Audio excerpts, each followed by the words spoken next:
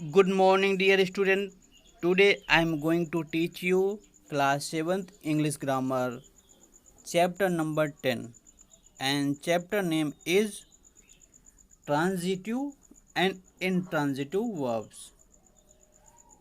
प्यारे बच्चों, आज हम ट्रांजिटिव एंड इनट्रांजिटिव वर्ब्स के बारे में डिस्कस करेंगे, डिटेल में जानेंगे और कैसे आइडेंटिफाई करते हैं कि दिस सेंटेंस इज ट्रांजिटिव और intransitive. Okay, so let start today's video. और हाँ, लास्ट तक मेरे साथ बने रहिएगा ताकि आपको अच्छे से transitive intransitive sentence and verb समझ में आ जाए. ओके, आज का discussion point will be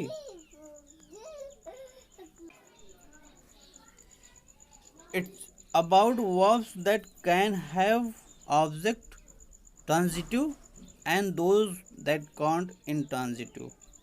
About verbs that can be used both transitively and intransitively. And last point will be about direct and indirect object. तो स्टार्ट करते हैं आज की अपनी क्लास. सबसे पहले जानते हैं ट्रांजिटिव इनट्रांजिटिव कैसे पहचानते हैं. By the sentence classification.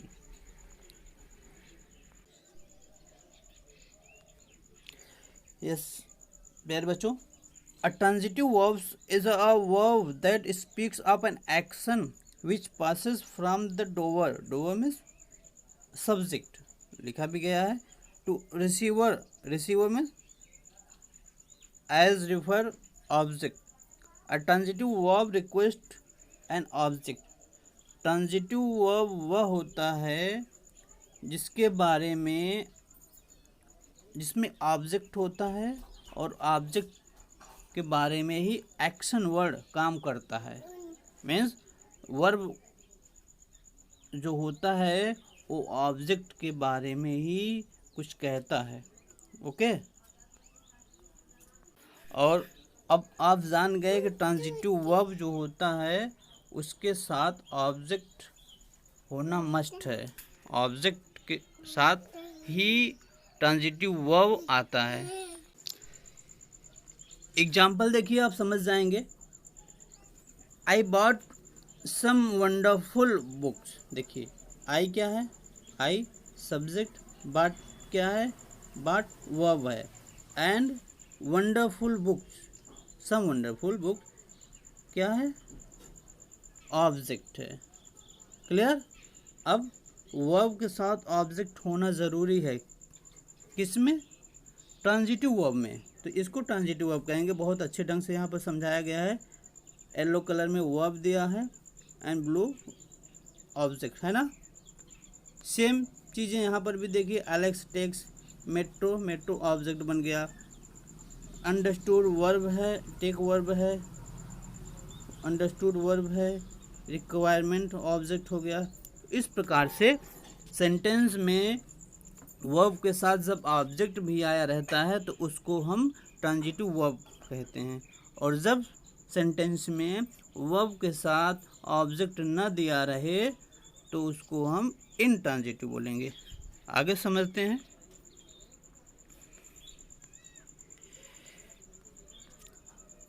An intransitive verb is a verb that speaks of an action which does not pass on to an object.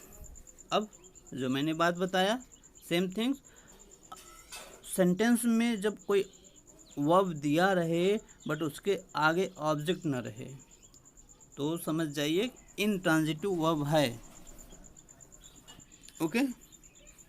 Parul can run fast. अब देखो बेटा, यहाँ ऑब्जेक्ट नहीं दिया है. एक बात और यहाँ नोटिस करने वाली है. व्हाट लगाकर अगर क्वेश्चन करते हैं और आंसर मिल जाए तो समझिए कि वो ट्रांजिटिव वर्ब है. जैसे मैं इधर आता हूँ फिर से. देखिए, व्हाट अबाउट है, आई बॉट व्हाट, फिर व्हाट करिए कि क्या खरीदा, तो आंसर निकल के आएगा some wonderful book. Takes what in metro, कहाँ गया, मेट्रो। अंडरस्टूड व्हाट, क्या समझा, हर रिक्वायरमेंट। तो इस प्रकार से व्हाट वर्ड लगा करके आप ट्रांजिटिव वर्ब सेलेक्ट कर सकते हैं, आइडेंटिफाई कर सकते हैं। वही चीज़ें हैं यहाँ पर देखिए। पारुल रन फास्ट, रन है वर्ब है और फास्ट क्या है, फास्ट तो एडवर्ब है, एडवर्ब है। तो इस प्रकार से यहाँ ऑब्जेक्ट नहीं है, बन गया आपका intransitive, intransitive. Some water fell on my shirt, fell on my shirt. अब देखिए, एक मिनट प्यारे बच्चों, एक रूल यहाँ पर दिया गया है जो कि बहुत ही इम्पोर्टेंट रूल है। यहाँ पर देख लीजिए, मैं आपको पढ़ के सुनाता हूँ। There are some verb which can only be used intransitively. This is because the action described by these verb can't be passed on an action. Example of such verb, देखिए, go, come, die, sleep, fall, lie, live, happen, exist, snore, etc. ये ऐसे शब्द हैं, ऐसे word हैं जिनके बाद object नहीं आता है, और जहाँ भी ये वर्ब मिल जाए आपको समझ जाइए कि इनट्रांजिटिव है, इनट्रांजिटिव है। तो रन भी दिया है, देखिए रन के साथ मान लीजिए ऑब्जेक्ट नहीं दिया है, वैसे भी क्लियर है। फेल, फेल ऑफ फॉल का फेल है ना। स्लीप दिया है, यहाँ पर स्लीप है। अब स्लीप, इतने वर्ड दिए हैं तो समझ जाइए कि इनट्रांजिटिव वर्ब है। आगे बढ़ते हैं।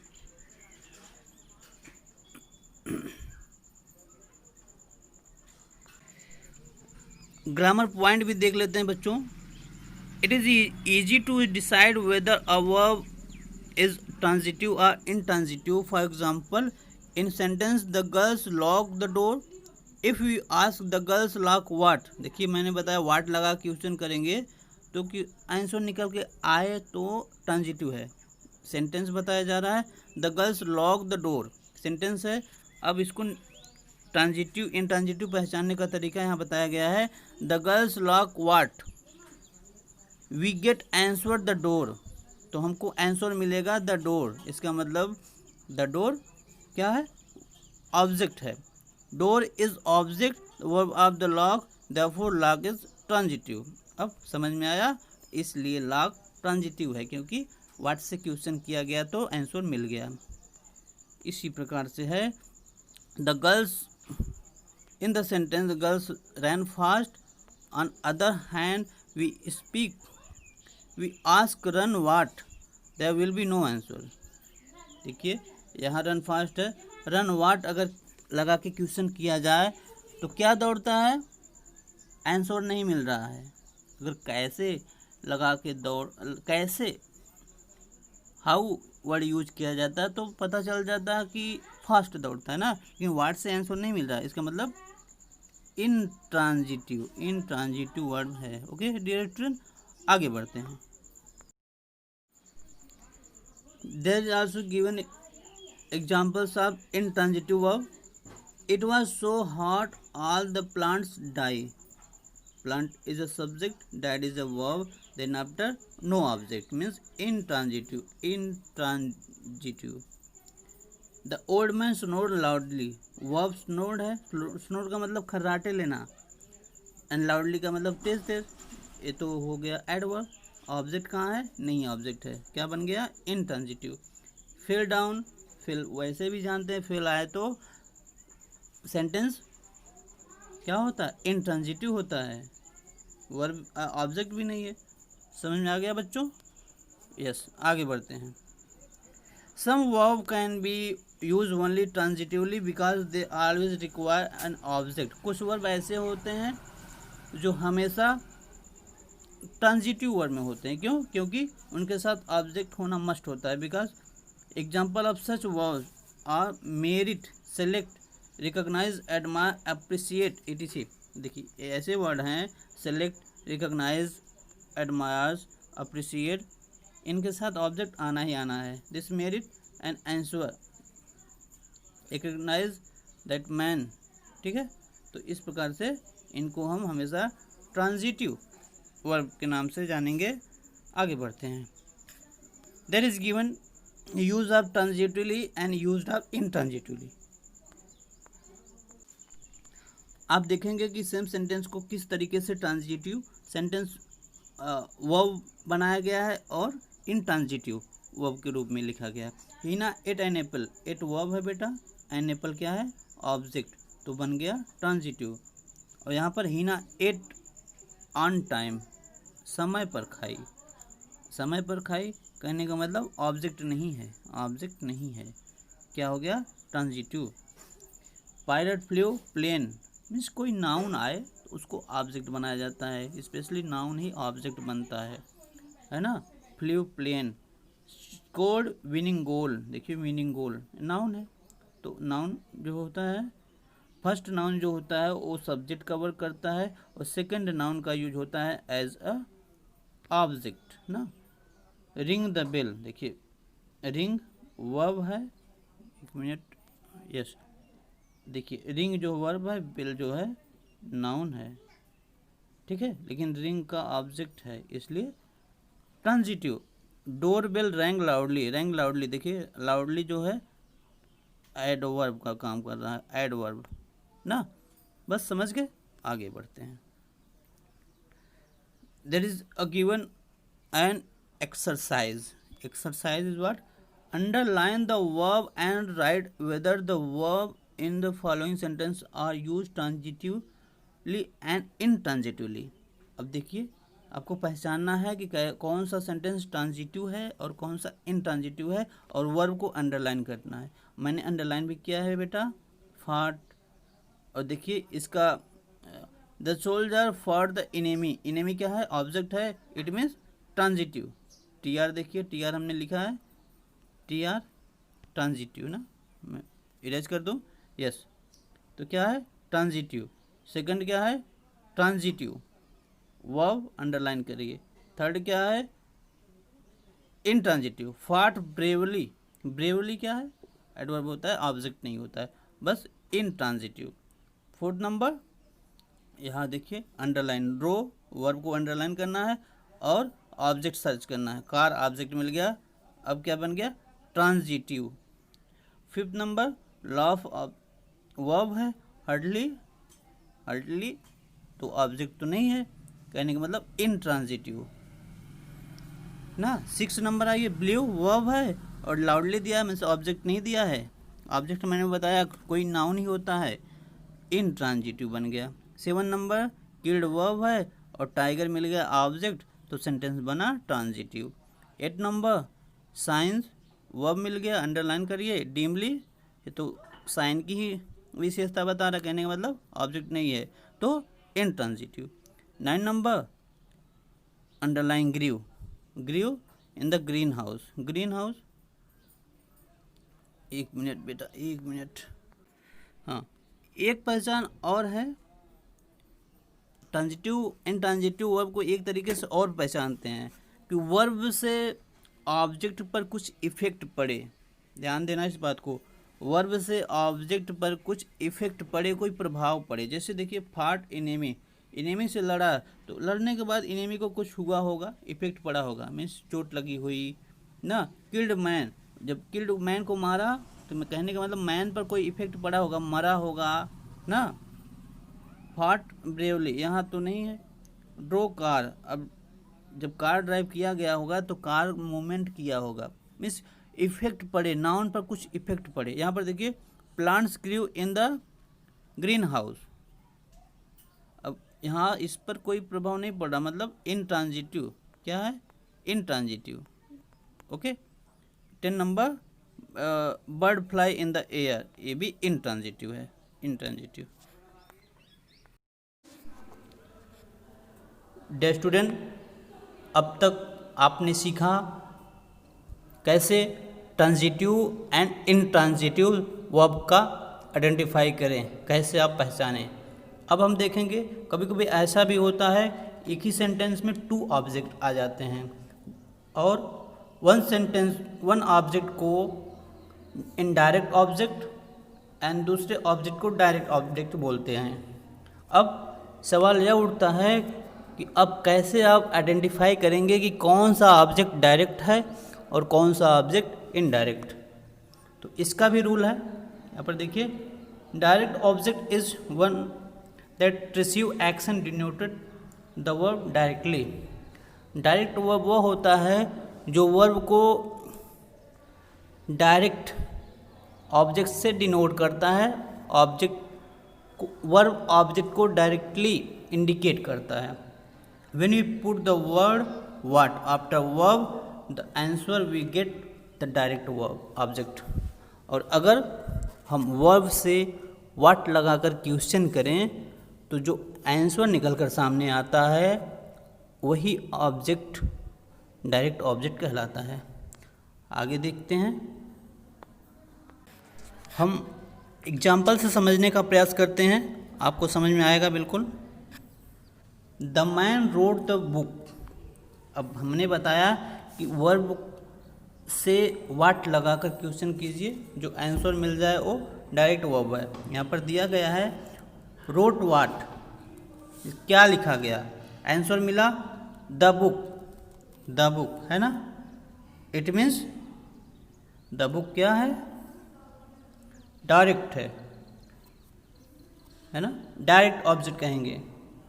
और क्या है, transitive verb, the boy through the ball, the boy through the ball, through what, क्या फेंका, द बॉल। वैसे तो इस सेंटेंस में अभी वन ही ऑब्जेक्ट आ रहा है, बट जानते रहिए यही रूल है पहचानने का, इसको डायरेक्ट ऑब्जेक्ट ही कहेंगे और सेंटेंस बनेगा ट्रांजिटिव। अब अंडर आइए, indirect object identified to whom और for whom that the action of the verb is performed. Indirect verb की आइडेंटिफिकेशन के लिए वर्ब से टू होम, फॉर होम या व्हाट लगाकर क्वेश्चन करें। जनरली होम और होम से क्वेश्चन किया जाता है, होम एंड होम से क्वेश्चन करें और जो आंसर मिले आपको वही इनडायरेक्ट वर्ब होगा। अब एग्जांपल से समझते हैं, अच्छे से समझ में आ जाएगा। यहाँ पर देखिए, the teacher is give him a prize.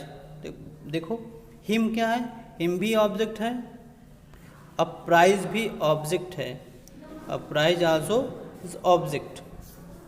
Then कैसे आप पहचानेंगे, अब देखिए डायरेक्ट वर्ब का पहचानने का तरीका है व्हाट से क्वेश्चन किया जाए। गिव व्हाट, क्या दिया, अ प्राइज, क्या बना prize, direct object. Give to whom, अब देखिए वर्ब से ही टू होम लगाकर क्वेश्चन किया जा रहा है और आंसर मिलेगा हिम। किसको दिया गया, हिम, हिम क्या बन गया, indirect object. I hope you understood. Next example भी देख लेते हैं। Please tell us a story. देखिए अस भी ऑब्जेक्ट है, अ स्टोरी भी ऑब्जेक्ट है, टू ऑब्जेक्ट है यहाँ पर। अब पहचानिए, टेल व्हाट अ स्टोरी, क्या कहा, कहानी कहा, डायरेक्ट ऑब्जेक्ट मिला। टेल हुम, किससे कहा, अस, हमसे, इनडायरेक्ट ऑब्जेक्ट। बहुत आसान है डायरेक्ट एंड इनडायरेक्ट ऑब्जेक्ट को आइडेंटिफाई करना। यहाँ पर देखिए जरा सा exam point, some transitive verb can understand alone when used in an imperative way. कुछ ट्रांजिटिव वर्ब्स अकेले आते हैं जो कि इम्परेटिव सेंटेंस में यूज होता है, जैसे वे, like, enjoy, catch, eat, read, speak और लास्ट में एक्सक्लेमेशन मार्क लगा होता है। देखिए आगे बढ़ते हैं। It's exercise and it's last exercise you have to done by you. Pick out the verbs the direct object and indirect object in the following sentences, write them in a table below. अब प्यारे बच्चों, यह question आपको करना है, मैं एक समझा दे रहा हूँ, बाकी आपके लिए यह होमवर्क रहेगा।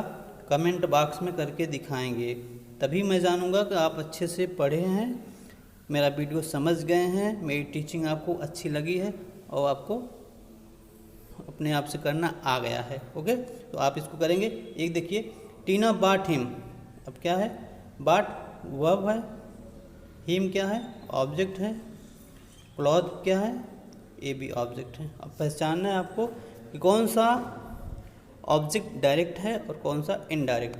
अब तो वैसे भी जान गए, अब हिम इनडायरेक्ट बन जाएगा, क्लॉथ डायरेक्ट बन जाएगा, बट बाट वाट से क्वेश्चन कीजिए, लगे क्वेश्चन आंसर मिलेगा क्लॉथ। तो समझ गए, वाट से क्वेश्चन किए, क्लॉथ मिला, क्लॉथ क्या बन गया, डायरेक्ट ऑब्जेक्ट। एंड बॉट हुम, किसके लिए खरीदा, फॉर हुम लगाइए, आंसर निकल के सामने आएगा कि हिम के लिए, है ना।